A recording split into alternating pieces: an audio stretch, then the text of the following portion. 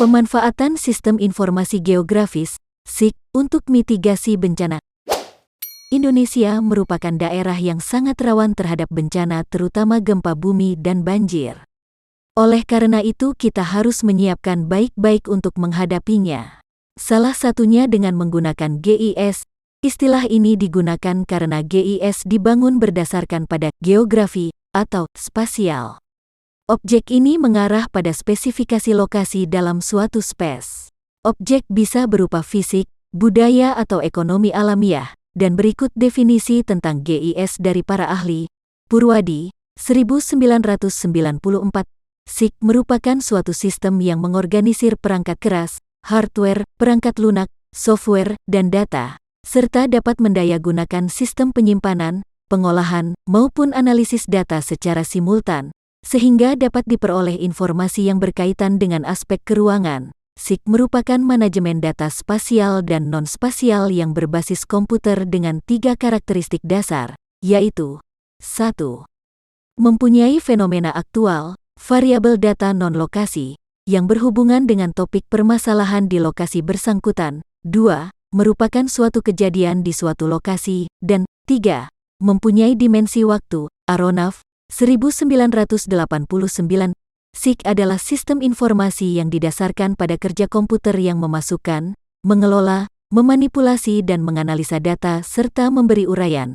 Berry, 1988. SIG merupakan sistem informasi, referensi internal, serta otomatisasi data keuangan. Sumber data geospasial adalah peta digital, foto udara, citrala satelit, tabel statistik dan dokumen lain yang berhubungan. Data geospasial menjadi data grafis dan data atribut, data tematik. Sumber data untuk keperluan SIG dapat berasal dari data citra, data lapangan, survei kelautan, peta, sosial ekonomi, dan GPS. Komponen utama sistem informasi geografis dapat dibagi ke dalam 5 komponen utama, yaitu perangkat keras, hardware, perangkat lunak, software, pemakai, user, data, metode. Pada awalnya fokus dari SIG adalah terutama pada respon bencana.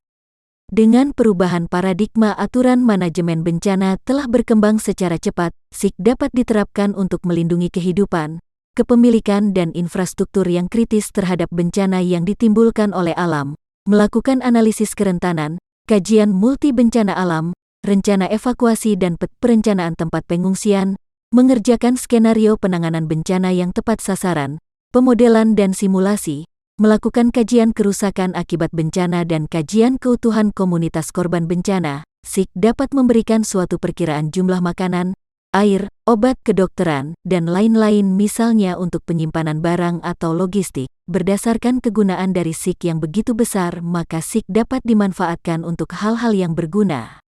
Tetapi sangat disayangkan bahwa di Indonesia orang yang paham mengenai hal tersebut masih sangat sedikit. Oleh karena itu pemerintah harus membantu agar warga negaranya banyak yang mengetahui tentang SIG.